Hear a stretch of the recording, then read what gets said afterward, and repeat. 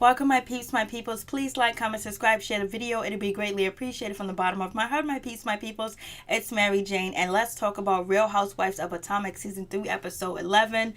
OMG, Michael was dead up wrong, dead up disrespectful to Ashley when he said to her, I don't really want to have kids with you because I don't want you to treat my kids like the way your mother treated you, or you to raise my kids the way that your mom raised you. But Ashley mom has raised her, but Ashley mom had to do some type of a job for you to actually want to marry Ashley. Something about her. You like her beauty, you like her looks, you like her being naive, you like her being young, you like having power and reigning over her. I'm like, whoa, like Michael, like come on, like that kind of statement. You just dissed and dismissed her mother, and you dismissed Ashley, like dead up to her face. Like, Ashley's mom came from an impoverished environment, something that you probably don't understand. And then on top of that, being impoverished and having low economics, you have less tools to do certain things with, less education, less knowledge, less things to help you get out there to transfer your life around. Then on top of that, you also have to deal with racism as well, something that you don't have to deal with. Michael, for you to just throw her and her mother under the bus like that was really wrong. It really shows what type of man you are, and you're probably really a dark demon at night in that house along with Ashley. I can't even see Ashley have an opinion or a thought that if it doesn't agree with you, or you in your mood, you tell Ashley off. I was just like, whoa, like ridiculous. Like he was like so disrespectful. Oh, and so we have Karen going around promoting what's her name, Kendall, promoting her around like Karen's really trying to get at Giselle and Robin. She dissed Robin. She didn't want to come to her event at all because she has to get back at Robin from when she was telling Robin her business, when she was talking to her on the phone for 2 hours, supposedly intoxicated. Robin went back and told everybody. Then you have Giselle going around with the reform tax thing, and then the retweet and all that other stuff. So Karen is getting back at Robin and Giselle nonchalantly, not all the way in your face, but slick and sly because she's trying to get back at them. So she's doing it. It's all playful disrespect that she's throwing at them. It's just like, whoa. And then what's up with Sherman? Sherman just totally disappeared. There's no communication. There's no nothing. Now you see Sherman's ex-wife is on the show. Does Sherman has something going on with his ex-wife that he don't want to be filmed with Giselle on the show and his ex-wife at the same time? Somebody gave Sherman a heads up that his ex-wife is going to be on the show, or she told him herself, and he was like, he declined to have any problems with his ex-wife or his future or his girlfriend at the time. So he kind of like bowed out of the situation. And does he has any more women that he's out here messing around with, and he just can't afford Giselle? Or Giselle wants to put it on public platform, their relationship, and he has too many other relationships to have him on public platform like that. He should have thought about that a long time ago before he dates somebody from Real Housewives of Potomac. So we see how that's going to go down. So now we have Karen, Karen, basically, she's talking about her, dinner that she's going to, her charitable event that she's going to be having, basically in honor of her, mother-in-law dying from, Alzheimer's. And basically she wants to, give money back to the Alzheimer's Association. And she's going to be having a dinner. And her and, Ray went out. They're having dinner. They're having a good time. They're talking. And, he's really glad that, she's in business. She's doing her thing. She's working. He talks about he misses her because she's always busy. She's always working. All that seemed real fugazi. All right. Ray and Karen out to dinner seems fugazi. I don't know why it seemed fugazi, but it just seemed like this is real staged. And neither one of them wanted to be at dinner. But Karen did look good at dinner. She did look good at dinner. And, so she's going to invite the ladies to her little dinner. But to come to find out, everybody has to write the checks to her hair company, not to the Alzheimer's Association, because supposedly Karen wants to use this as a write-off. So everybody's going to write the money to her business account where she can donate that money to the Alzheimer's Association. That way, she's taxed up, she's tax-free or whatever. So the girls are like hitting on that. They're thinking about it and they're questioning it. So I guess they got the invitation. And Robin's gonna show up to Karen's event when Karen didn't even show up to her event. But Karen's on that pettiness. She's on that pettiness because they got her in the first couple of episodes in the beginning of the season, and it can't. There's no way that this is season 11. I mean, episode 11. Damn. It can't be episode 11. So anyways, let me just keep moving. I'll find out it at the end. So I'm just like, whoa. So this pettiness with, Giselle and, Robin and Karen is going to take on a little bit of a show, because now we have Kendall. She's entering the picture and she ain't scared and she ain't shy. I was like, whoa. And then we have Ashley and we have Gazelle. They're shopping for a gift for, Robin for her event or whatever. And they get into a conversation. Ashley couldn't help herself to ask, Giselle, where is Sherman? And, Giselle couldn't. She had to tell the truth. Me and him, we ain't together. Like, there's some things that I won't compromise. There's some things that he won't do. Some things he won't change. So, therefore, the relationship is over at this time and point. And Ashley was like, whoa, I don't want to kick her while she's down in her confessionals. But does she know about what happened to, Sherman getting arrested in the park and all this other stuff that Monique was talking about? But I ain't gonna say nothing right now because I don't want to make it even worse. I was like, Ashley, you need to worry about that. You need to worry about that monster you got at home that you call a husband. Hopefully, you didn't extend your prenup, because it seems like he doesn't want to have no kids with you at all, point blank period. You just a piece of tail that he's married to, and he can possibly give you a little bit of money to have you go away instead of give you half. So hopefully you didn't sign that extend that 5-year agreement, because if that's the case and he doesn't want to have children with you because he thinks you're going to be a bad mother, like, come on, like, he's there, he can be a good father. And you're also in counseling, and there's also parenting classes that you can also attend as well. Like, he can't judge from your character of how you care for your mom, how you care for him, how you care for your friends, you running a business, and that you can't be nurturing. Like, whoa. Like, it seems like Michael got this really negative idea towards Ashley that's really not cool. So moving on from that,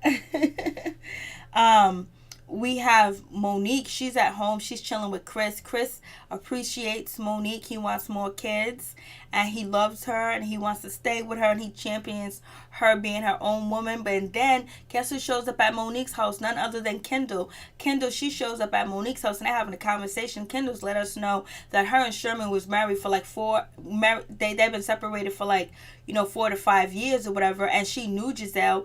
They ran in the same circle. They said hello to each other. When one of their kids got sick, they asked, oh, how's your child doing? They ran in the same circles. They got the same friends. They talk to each other. They communicate. And then for her to turn around to find out that Giselle is actually dating her ex-husband, she feels some type of way. She feels like it's wrong. She feels like it's disrespectful. She feels like, she was a snake in the grass. Like, why would you, of all the men, why would you want to date somebody that's in the circle that you knew that was, when I was married to him, we was all chilling at certain events together. So, Kendall, she has her own type of perspective about the situation, which I don't disagree with her, or I understand where she's coming from, because me as a person, if I'm in a circle of people and one of the circle of people, maybe we might not talk on the phone all night or whatever, hang out 24/7, 7 days a week. But if we go to events, we know each other, we're all friends with each other, and I know your husband know my husband, we chill. Like, I would feel uncomfortable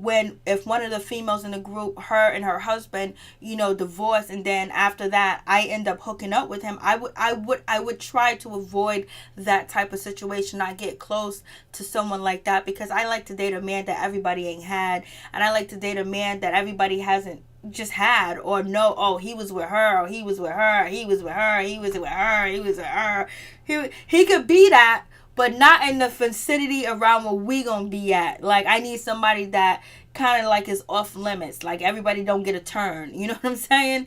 So I understand, Kendall's, drift and the situation how she feels. But I can also see Giselle too as well. Like, hey, listen, they're divorced, they ain't together. This man's coming to me correct. He looks good. I'm having a good time. He's a good friend. I feel comfortable with him. So you know what? Why not give it a shot? It's like, don't nobody own nobody. You don't own nobody. You know what I'm saying? Some people do things out of respect. Like, I would do that out of respect and not mess with somebody that has been in a circle around my peoples.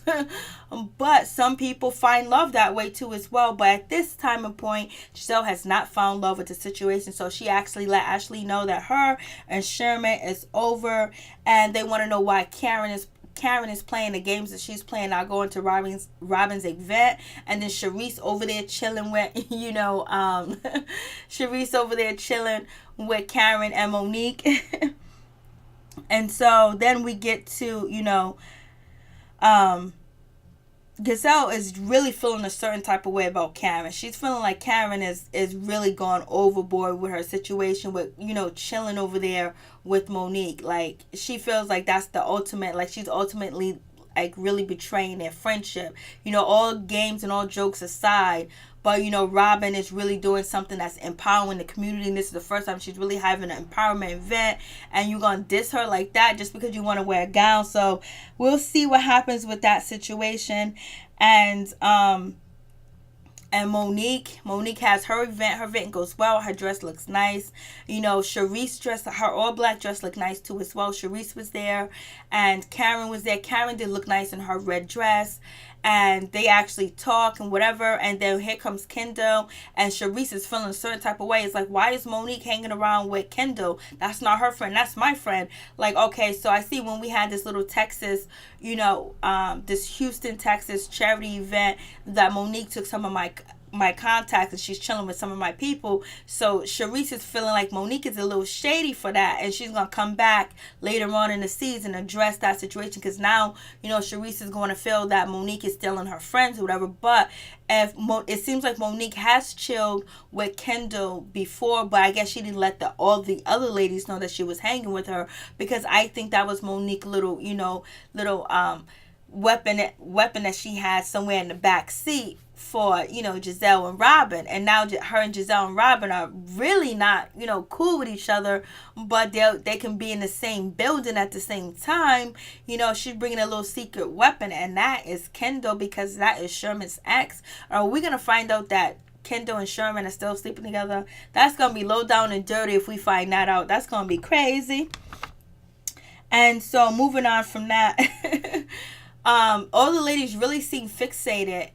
And then in the conversation with Giselle and Ashley, Giselle made it seem like when Monique was actually talking to Ashley about, are you coming to my event, that Monique was trying to get people to come to her event and not have people come to, Robin's event. I just think Monique was asking, Ashley, since we're cool, are you coming to my event? Giselle, she took it a different way, that, she's out here campaigning for people not to come to Robin's event, making her more seem like she's a villain. And I don't think it was that way, but I think she wanted Ashley to come to her event. But you know how these ladies make something this little, that big, that which doesn't really make any sense. So moving on from that, I was just like, they're just being petty. There's a lot of pettiness going all around the place.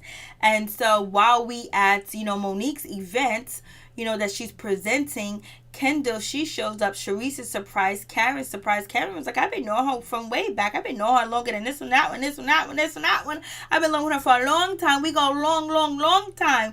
And so then that's when Karen said, you know what, I want to invite you to my charity event, and I want to see you there. And they're like, whoa. And, Monique and Sharice is like, okay, what's going on? You're inviting her to an event. Giselle's going to be there. And she was like, we can all be friends. We grown. And so now they sit down to have dinner. And Sharice and Monique got some questions to Karen about, like, you want us to write the check out to your hair company and not actually, the Alzheimer's Association? Like, what's going on? And they're like, it's a tax write-off, this and that. And Karen was like, yo, miss me with that bullshit. You guys ain't nothing but a bunch of heifers. When Karen called Sharice, when Sharice and Monique, especially Monique, a heifer. I was like, oh no, a heifer. When somebody calls you a heifer, have you ever been called a heifer before?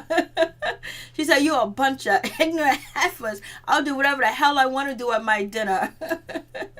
And so then at the same token, you have Giselle, you have, Robin, and you have Candiace. And actually, like thinking about like, okay, why are we writing this check out to, Karen's hair company, not actually to, the Alzheimer's Association company? So they feeling a certain type of way about that, and they don't want to pay either, because they're talking about they got to pay to go to Karen's event, they got to donate or whatever, so they want to get in free. And this is at Robin's event that these ladies are talking. Robin's event went very well. Robin's outfit looked really nice, but since she doesn't have any skin color or any complexion, like, I don't know, the outfit was nice, but if she just had a little bit of tan, it would have been all set. And Candiace looked nice as usual. And so it is what it is with that situation. It also seems like Candiace and Chris are going to be having a hard time. They're going to be going through some things, because Candiace wants to have a fairy tale marriage, a fairy tale wedding. And it's so sad that she wants to go down that road, because she feels like since she came from a broken home, and that she has to make sure her wedding's going to be fantastic, and she got to make it better. But what really counts is how her and Chris going to work through everything, and how they're going to treat each other. And $165,000 is something they could invest in their future, invest in their future children, and not just throwing on like 400 to 500 people that they probably won't see all the time or spend so much time with. And plus they can buy, Candiace's mother out of, their house. And it also makes you understand why Candiace's mother feels like, Candiace is not really reliable, or really, that go-getter, or is actually mature enough to do things. Because if she was really mature enough, she wouldn't be spending all this money on the wedding. She'll be investing it. She would take some of that money, invest it back into a business, and buy her mother out, or pay her mother's share of the business, so she can actually run the business, or get that hair store together. Because why do that? And especially the reason why Candiace wants to have a big wedding, because she thinks it's going to, keep her and Chris together, and it's going to be different from her mother and her father's, wedding and their marriage, which is not the case, because that's kind of immature to think that just because you're going to have a big wedding that it's going to be different. Your marriage is going to be different from your parents just because you had a big expensive wedding, which is crazy. So moving on from that, they are, talking about Karen and why Karen is over there choosing sides and all this other stuff.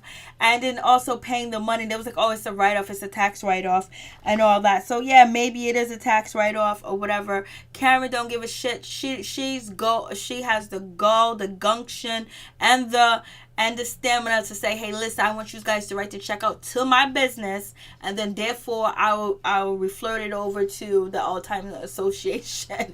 And she's dead up with it, like she's serious. She's not joking.